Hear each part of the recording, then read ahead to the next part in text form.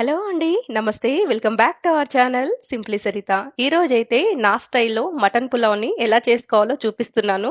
చాలా ఈజీగా చేసుకోవచ్చండి. సేమ్ మనకి బిర్యానీ తిన్న ఫీలింగే ఉంటదనమాట. బిర్యానీ టేస్టే వస్తుంది ఈ మటన్ పులావ్‌కైతే. నేను చెప్పిన టిప్స్ అన్నీ ఫాలో చేస్తూ చేయండి. మీకు కూడా చాలా చక్కగా కుదురుతుంది. సో, వీడియోలోకైతే వెళ్ళిపోదాం. దీనికోసం అయితే ముందుగా గరం మసాలా ఎలా చేసుకోవాలో చూపిస్తున్నాను. నేను చూపిస్తున్న గరం మసాలాలన్నీ తీసుకోండి. స్టోన్ ఫ్లేవర్ అంటారు కదా! అది జాజికాయ. జాజికాయ మటన్‌లో చాలా చాలా బావుంటుంది ఫ్లేవర్ అనేది. కానీ ఎక్కువగా వేసుకోవద్దు. చాలా తక్కువగా వేసుకోండి. ఇంగ రిమైనింగ్ మసాలాలన్నీ తీసుకొని లైట్‌గా వేయించుకోండి. వేయించుకొని మిక్సీ పట్టుకోండి. సో, మటన్ పులావ్ కోసం అయితే హాఫ్ కేజీ వరకు మటన్ అయితే తీసుకున్నాను. నీట్‌గా వాష్ చేసుకున్న తర్వాత దీన్నైతే ముందుగా మ్యారినేట్ చేసుకుందాము. దీనికోసం అయితే ఫస్టు ఒక టేబుల్ స్పూన్ సాల్ట్ వేస్తున్నాను. తర్వాత ఒక టేబుల్ స్పూన్ ధనియాల పౌడర్ వేస్తున్నాను. వేయించుకొని పొడి చేసుకున్నాను ధనియాల పౌడర్‌ని. ఇవన్నీ నేను ఆ రోజే ఫ్రెష్‌గా చేసుకున్నాను. అప్పుడే మనకి మటన్ పులావ్ అనేది చాలా టేస్టీగా ఉంటుంది. ఒక హాఫ్ టేబుల్ స్పూన్ వేయించుకున్న జీలకర్ర పొడి. ఇప్పుడు నేను చూపించాను కదా గరం మసాలా అది ఒక టేబుల్ స్పూన్ అనమాట. నిండుగా తీసుకున్నాను. తర్వాత 2 టేబుల్ స్పూన్ల వరకు కారం తీసుకున్నాను.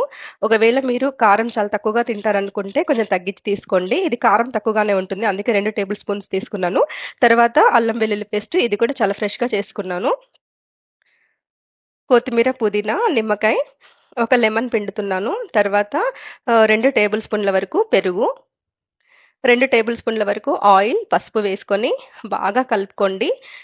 మనం వేసుకున్న మసాలాలన్నీ మటన్‌కి బాగా పట్టాలంటే అవన్నీ కలిసేలాగా మసాలాలన్నీ కలిసేలాగా బాగా కలుపుకొని ఒక 1 అవర్ పాటు పక్కన పెట్టేసుకోండి.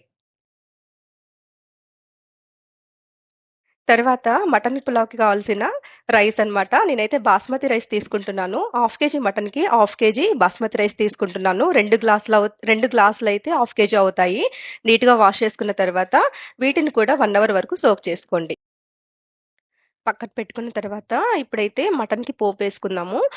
ఒక ప్రెషర్ కుక్కర్ 4 టేబుల్ స్పూన్ల వరకు ఆయిల్ వేస్తున్నాను. ఒక 2 టేబుల్ స్పూన్ల వరకు నెయ్యి వేస్తున్నాను. మీరు కావాలంటే మొత్తం ఆయిల్ అయినా వేసుకోవచ్చు. తర్వాత నేను చూపిస్తున్న గరం మసాలాలన్నీ వేసుకొని బాగా ఫ్రై చేసుకోండి.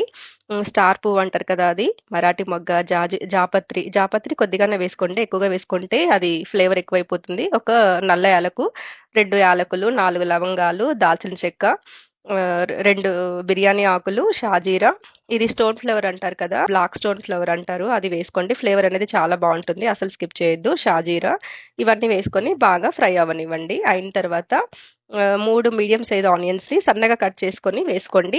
ఒక 2 పచ్చిమిర్చి కూడా వేస్తున్నాను కట్ చేసుకొని. ఆనియన్స్ మాత్రం గోల్డెన్ కలర్‌కి వచ్చేంత వరకు ఫ్రై చేసుకోండి.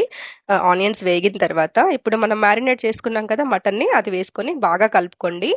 మటన్ అనేది ఆయిల్‌లో బాగా ఉడకాలి. ఒక 10 మినిట్స్ వరకు బాగా చిక్కటి గ్రేవీ వచ్చేదాకా బాగా కలుపుతూ మూత పెట్టేసి 10 మినిట్స్ అయితే ఉడికించుకోండి. 10 మినిట్స్ ఉడికిన తర్వాత ఒక గ్లాస్ వాటర్ యాడ్ చేస్తున్నాను. ఒక గ్లాస్ వాటర్ యాడ్ చేసి బాగా కలుపుకొని ఇప్పుడు విజిల్ పెట్టేసుకోండి. మటన్ మెత్తగా ఉడికేంత వరకు విజిల్ పెట్టుకోండి. నాకైతే 4 విజిల్స్‌లో అయితే మటన్ అయితే ఉడికిపోయింది. సో, నాకు 4 విజిల్స్ తర్వాత విజిల్ అంతా పోయిన తర్వాత చూపిస్తున్నాను. మటన్ అయితే బాగా ఉడికిపోయింది. మటన్ బాగా ఉడికితేనే మనకి పులావ్ అనేది చాలా టేస్టీగా వస్తుంది. ఇలా మటన్ ఉడికిన తర్వాత ఇంకా పులావ్ అయితే ప్రిపేర్ చేసుకుందాము. సో, నేను మటన్‌లో ఉన్న ఎక్సెస్ సూప్ అంతా తీసుకొని దాంట్లో వాటర్ అనేది యాడ్ చేస్తున్నాను. ఒక గ్లాస్ బాస్మతి రైస్‌కి 1.5 గ్లాస్ చొప్పున వాటర్ అయితే తీసుకుంటున్నాను. టోటల్‌గా 2 గ్లాసుల బాస్మతి రైస్‌కి 3 గ్లాసుల వాటర్ అయితే తీసుకుంటున్నాను. మటన్‌లో ఉన్న సూప్‌తో కలిపి. సో, నేనిలా వాటర్ లెవెల్ అనేది కరెక్ట్‌గా ఉండాలని చెప్పేసి సూప్ అంతా నేను గ్లాస్‌లోకి తీసుకున్నాననమాట. తర్వాత బాస్మతి రైస్ వేసుకొని బాగా కలుపుకోండి విరిగిపోకుండా. తర్వాత కొంచెం సాల్ట్ అనేది చెక్ చేసుకొని వేసుకోండి. కొత్తిమీర, పుదీనా వేసుకొని బాగా కలుపుకొని మీడియం ఫ్లేమ్‌లో ఒక విజిల్ పెట్టేసుకోండి. సో, విజిలొచ్చిన తర్వాత స్టవ్ ఆఫ్ చేసి 20 మినిట్స్ వరకు మూత ఓపెన్ చేయకండి.